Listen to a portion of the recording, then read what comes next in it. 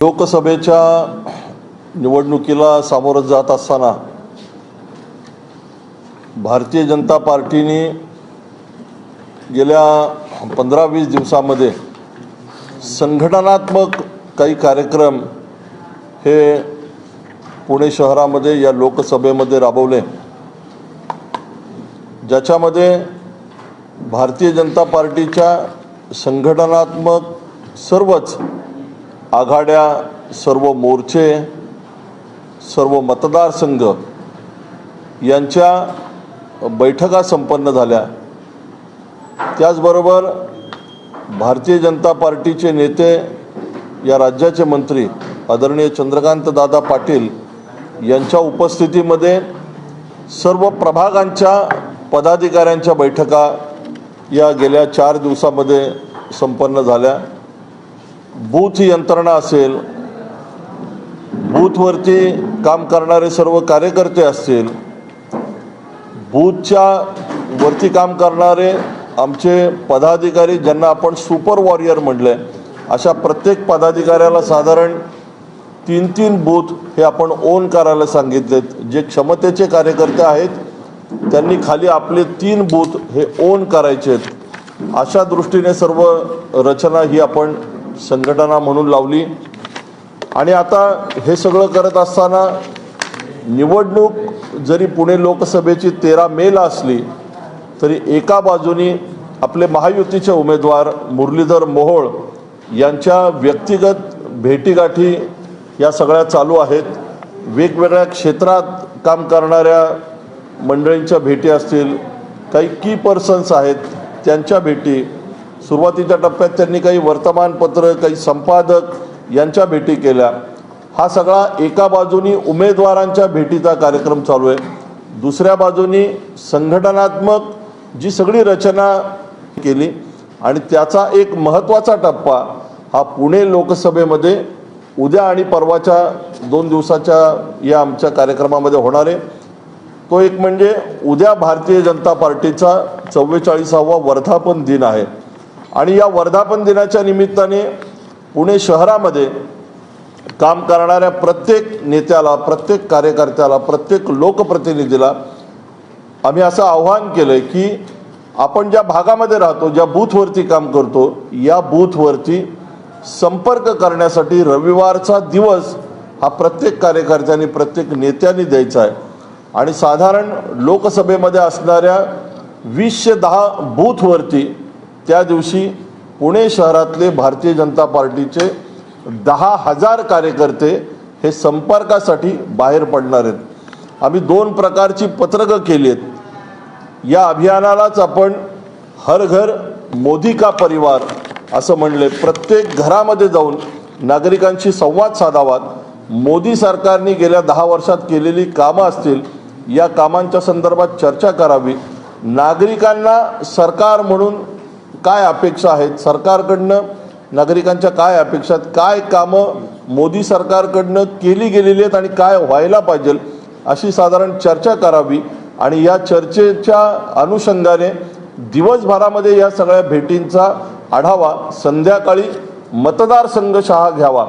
मोठ्या प्रमाणावरती भारतीय जनता पार्टी हा केडर बेस असणारी पार्टी आहे, त्यामुळं पुण्यातल्या सर्व कार्यकर्त्यांना या अभियानाच्या निमित्ताने आज आम्ही एक कॉल घेतला। या कॉलला जवळजवळ 3-4 हजार कार्यकर्ते एका वेळेस सगळ्यांशी संवाद साधला। उद्या प्रत्यक्ष 5-7 हजार कार्यकर्त्यांना आम्ही वर्धापन दिनाच्या निमित्ताने एक मेसेज टाकतोय आणि परवाच्या दिवशी रविवारी प्रत्येक कार्यकर्ता हा या घरोघर संपर्काला प्रभागशः एकत्र जमेल आणि प्रभागामध्ये कुणी कुठल्या भागात जायचं, कुणी किती घरांमध्ये जायचं त्याची माहिती त्यांना दिली जाईल आणि ते संपर्कासाठी बाहेर पडतील। उद्या वर्धापन दिनाच्या निमित्ताने प्रत्येक कार्यकर्त्यांनी आपल्या घरावरती भारतीय जनता पार्टीचा झेंडा लावावा। कार्यालयामध्ये वर्धापन दिनाचा कार्यक्रम होईल। उद्या वर्धापन दिनाच्या निमित्ताने पुणे शहरामधल्या भारतीय जनता पार्टीचे काही ज्येष्ठ नेते किंवा ज्येष्ठ पदाधिकारी आहेत, अशांच्या व्यक्तिगत भेटी आम्ही करणार आहोत। त्यांना घरी जाऊन वर्धापन दिनाच्या या निमित्ताने शुभेच्छा देणार आहोत। त्याचबरोबर वर्धापन दिनाच्या निमित्ताने मी मगाशी म्हटलं तसं झेंडावंदन, 65 वर्षा नागरिकांचा सन्मान आणि 100 ते 150 नागरिकांच्या उपस्थितीत युवा वॉरियर्सच्या शाखेंची पण उद्घाटन होणार आहेत. प्रदेशाध्यक्षांनी या संदर्भात एक आवाहन केलं. त्यामुळे उद्या आणि परवा 2 दिवसामध्ये हे जे नियोजन केले याच्या माध्यमातून मला असं वाटतं की महायुतीचे जे उमेदवार आहेत मुरलीधर मोहोळ यांचा प्रचाराचा पहिला टप्पा किमान आम्ही 3 लाख घरांपर्यंत पोहोचायचं. एका घरात साधारण 3-4 मतदार असतात, म्हणजे 10 ते 12 लाख मतदारांपर्यंत भारतीय जनता पार्टीचे कार्यकर्ते पोहोचतील. त्या विषयातलं पत्रक देतील, पक्षाची माहिती सांगतील, उमेदवारांच्या संदर्भात माहिती सांगतील आणि नागरिकांना आवाहन करतील की पुन्हा एकदा मोदीजींना पंतप्रधान करण्यासाठी आपण भारतीय जनता पार्टीला मतदान करा, मुरलीधर मोहोळांना मतदान करा. असं हे अभियान मोठ्या प्रमाणावरती पुणे शहरामध्ये रविवारी संपन्न होणार आहे.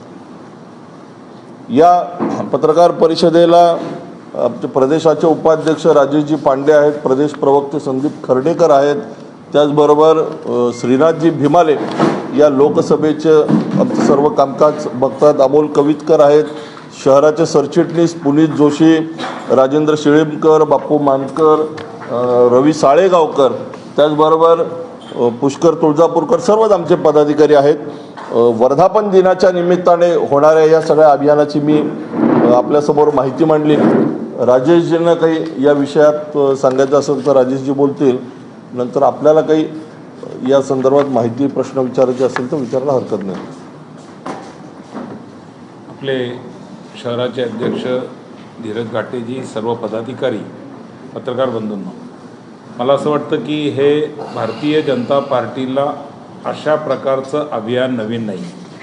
2 वर्षापूर्वी 25 डिसेंबरला एक अभियान आम्ही केलं होतं. त्याला जवळजवळ 1,68,000 घरांपर्यंत आम्ही पोचलो होतो आणि जवळजवळ 7,500 ते 8,000 कार्यकर्ते त्यात सहभागी झाले होते.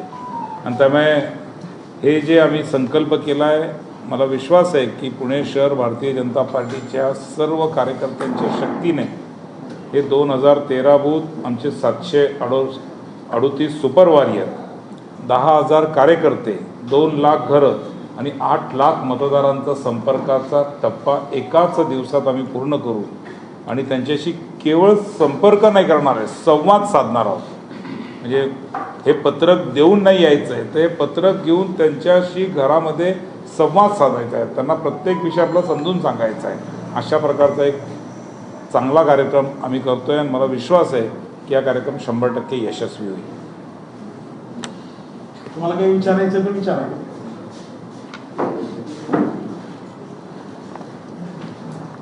काही प्रश्न गेल्या काही दिवसांपासून संपर्क साधताय, मात्र लोकांमध्ये बऱ्याच मुद्द्यांवर नाराजी आहे. तर असे काही मुद्दे तुम्ही आयडेंटिफाय केले आहेत का? जसं की महागाई आहे, बेरोजगारी आहे, याशिवाय अनेक पुण्याचे काही प्रश्न आहेत. काय प्रश्न तुमच्यासमोर आले किंवा तुमचं काय ऑब्झर्वेशन? आत्ता आम्ही पार्टीने अजून एक अभियान केलं होतं, विकसित भारत संकल्प. आपण जे एक अभियान चालू आहे त्या संदर्भात नागरिकांच्या सूचना, आमचे कार्यकर्ते घरोघर जाऊन काही सूचना पण गोळा करतात की सरकारकडनं तुम्हाला काय अपेक्षित आहे, काय तुमच्या सूचना आहेत सरकारकडनं. आम्ही आत्ता जवळजवळ पुणे शहरामध्ये आपल्याकडं रवी किती जमा झाले, 38,000 सूचना या नागरिकांच्या जमा झालेल्या आहेत. त्यामुळे अशा पद्धतीने नागरिकांच्या ज्या सूचना असतील यासुद्धा आम्ही घेतोय आत्ताच्या भेट. नाही, वेगवेगळ्या आहेत. काही ज्येष्ठ नागरिकांच्या संदर्भात सूचना आल्या आहेत, काही शिक्षणाच्या संदर्भात नागरिकांचं काही म्हणणं आहे, वेगवेगळ्या पद्धतीने आहेत. त्याचं संकलन आता आम्ही करतोय, पण जवळजवळ 38,000 सूचना या जमा झालेल्या आहेत.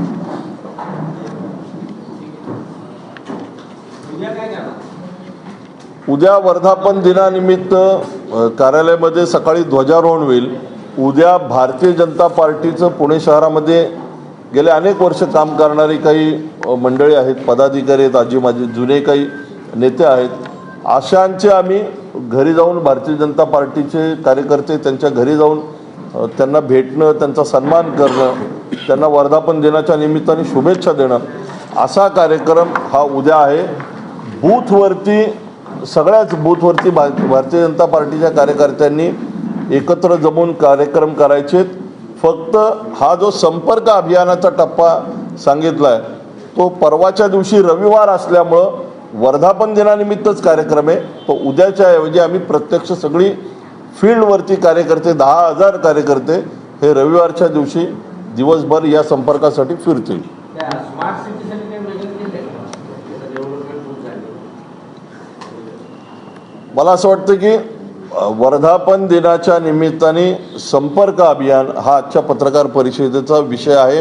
भारतीय जनता पार्टीचा 44वा वर्धापन दिन आहे आणि त्या निमित्ताने कार्यकर्त्यांनी मोठ्या संख्येने घरोघर जावं, संपर्क करावा आणि संपर्कातनं समर्थन मिळवावं हा या अभियानामागचा हेतू आहे. नाही, तिकडे काही वेगळी मोहीम केली आहे का? सगळ्याच भागात मोहीम आहे ना, पूर्ण शहरात मोहीम काय आहे का? पूर्ण शहरामध्येच मोहीम आहे.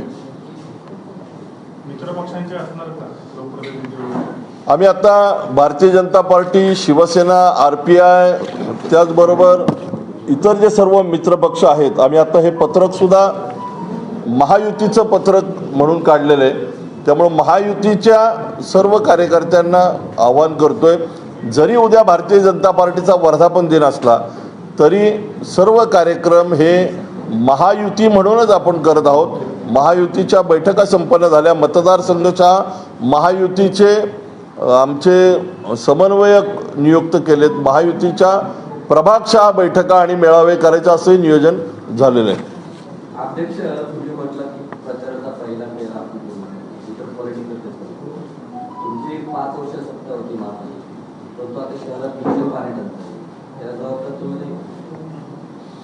म्हणजे मला असं वाटतं की पाणी टंचाईच्या संदर्भात सुद्धा ज्या काही भागामध्ये पाण्याचे प्रश्न आहेत, आमचे या विषयामध्ये महापालिका म्हणून लीड करणारे काही पदाधिकारी महापालिका गेल्या 2 वर्ष प्रशासक असताना सुद्धा महानगरपालिकेशी संबंधित अनेक विषय हे घेऊन आम्ही आयुक्तांकडं, संबंधित खात्याकडं, संबंधित अधिकाऱ्यांकडे जाऊन कायम पाठपुरावा केला आहे. त्यामुळे त्या वेळेस ज्या ज्या समस्या नागरिकांच्या असतील त्या घेऊन महापालिकेकडे पाठपुरावा करणं हे आमचं कर्तव्य आहे. श्रीनाथ भीमाले आमचे सभागृह नेते होते, त्यांच्या नेतृत्वाखाली आम्ही एक टीम कायम असे विषय शहरातले जे येतात ते विषय महानगरपालिकेच्या अधिकाऱ्यांकडे त्याचा पाठपुरावा करण्यासाठी आम्ही कायम तत्पर असतो. पाणी प्रश्न कसं सोडवणार? महापालिका पण आता तुमचीच एक पदाधिकारी माहिती तुमच्यात चालवत आहे असं म्हणतात. टंचाई किती सोडवणार? हे नाही निवडणुकीच्या काळामध्ये पाणी टंचाई आहे, त्याचा परिणाम होईल ना मतदानावर किंवा तुमच्या ह्याच्यावर? ते मला असं वाटतं की पाणी टंचाई काही भागामध्ये किंवा काही भागामध्ये पाण्याचा प्रश्न हा सातत्याने दरवर्षी उद्भवतो, त्याच्यावरती आपण सोल्युशन काढतो, नागरिकांना सगळ्या सुविधा देण्यासाठी आपण काम करतो. ही निवडणूक, लोकसभेची निवडणूक ही वेगळ्या मुद्द्यांवरती, राष्ट्रीय मुद्द्यांवरती होत असते. लोकांना देशाचे पंतप्रधान म्हणून नरेंद्र मोदींना पुन्हा एकदा पंतप्रधान करायचे. नरेंद्र मोदी हे एक आश्वासक चेहरा म्हणून देशातल्या जनतेला असं वाटतं की हे एक आश्वासक चेहरा आहे. यांच्या नेतृत्वाखाली पुन्हा एकदा मोदी सरकार हे निश्चित येणार आणि मोदीजींच्या सरकारमध्ये पुण्याचा खासदार हा भारतीय जनता पार्टी आणि महायुतीचा निवडून यावा, यासाठी सर्व कार्यकर्ते, संघटना या संदर्भात काम करतील. पण अनेक ठिकाणी टँकरनी पाणी पुरवठा होतो, खाजगी टँकरनी पाणी पुरवठा पुन्हा होतो. मला असं वाटतं की महानगरपालिका आणि या समस्या या विषयावरती आपण एक स्वतंत्र प्रेस घेऊ शकतो. नाही, या संदर्भात आपण स्वतंत्र प्रेस घेऊ शकतो किंवा या विषयामध्ये आपण प्रशासक म्हणून आत्ता जे आहेत त्यांच्याशी सुद्धा बोलावं. परंतु आज आमचा आग्रह आहे, विनंती आहे की आपण वर्धापन दिनाच्या निमित्ताने काय कार्यक्रम करतो ह्याच्या संदर्भात आजची पत्रकार परिषद आहे. 44वा आपण वर्धापन दिन साजरा करताय, पण लोकसभेचे उमेदवार जाहीर होण्यापूर्वी कुठेतरी भाजपमध्ये धुसफूस चाललेली आपल्याला पाहायला मिळाली. महानगरपालिकेबाहेर फ्लेक्स वगैरे लागले होते. नाही, महानगरपालिकेच्या बाहेर लावलेला फ्लेक्स हा विरोधकांनी केलेलं कुकांड आहे. विरोधक जे अतृप्त आत्मे आहेत विरोधी पक्षामधले, अशा काही मंडळींचे हे काम आहे. मला असं वाटतं की भारतीय जनता पार्टीची ही संस्कृती नाही. भारतीय जनता पार्टीचे सर्व कार्यकर्ते, सर्व नेते एक दिलाने आज अशी स्थिती आपण विरोधी पक्षात पाहतोय भारतीय जनता पार्टीचे सगळे कार्यकर्ते, सगळे नेते एकसंध आहेत आणि ते एक मनाने कामाला लागलेत, हे आजचं चित्र आहे.